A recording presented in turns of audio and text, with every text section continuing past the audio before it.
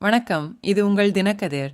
தமிழ்நாட்டில் காலியாக உள்ள 6 மாநிலங்களவை இடங்களை நிரப்புவதற்கான 2 ஆண்டுகளுக்கு ஒருமுறை தேர்தல் நடத்தப்படும் என்று இந்திய தேர்தல் ஆணையம் திங்கள்கிழமை அறிவித்தது.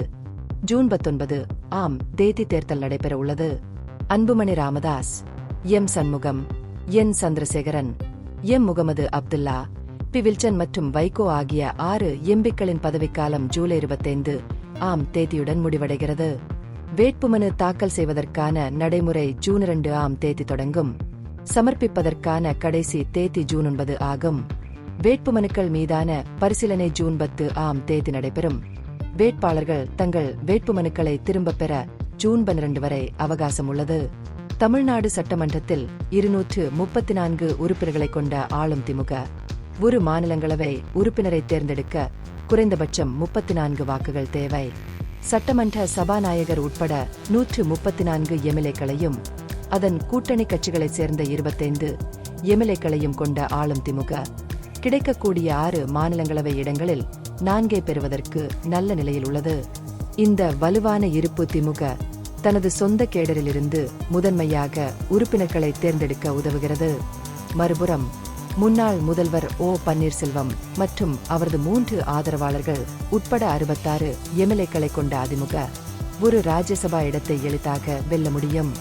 2வது இடத்தை பெற கட்சிக்கு அதன் கூட்டாளியான பாஜகவின் ஆதரவு தேவைப்படும். இருப்பினும் அதிமுகவிற்குள் உள்போட்டி நிலவுவது விஷயங்களை சிக்கலாக்கக்கூடும்.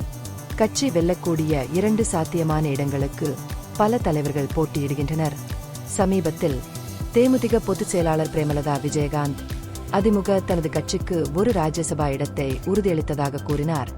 ஆனால் அந்த கூற்றை அதிமுக பொதுச் செயலாளர் எடப்பாடி கே பழனிசாமி மறுத்துவிட்டார்.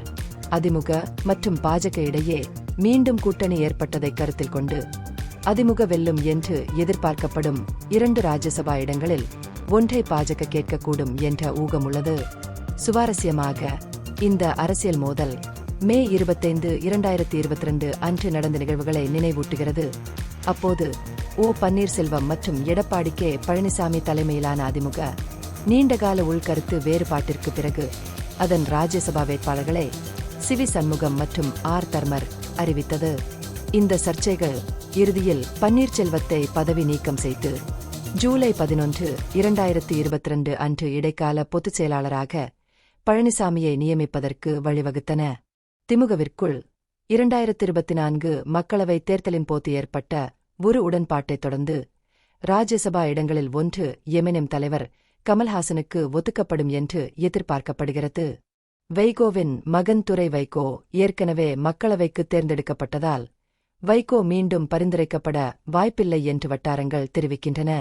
மூத்த வழக்கறிஞர் பி வில்சன் மற்றொரு பதவிக்காலத்தை பெறுவார் என்று எதிர்பார்க்கப்படுகிறது. அதே நேரத்தில் திமுக உள் விவாதங்களுக்கு பிறகு மீதமுள்ள 2 இடங்களுக்கான வேட்பாளர்களை இறுதி செய்யும். இந்த பகுப்பாய்வு நுண்ணறிவுள்ளதாக கண்டால் முக்கியமான அரசியல் முன்னேற்றங்கள் குறித்த கூடுதல் புதுப்பிப்புகளுக்கு லைக் செய்யவும், ஷேர் செய்யவும், சப்ஸ்கிரைப் செய்யவும். இது உங்கள் தினக்கதிர். நன்றி.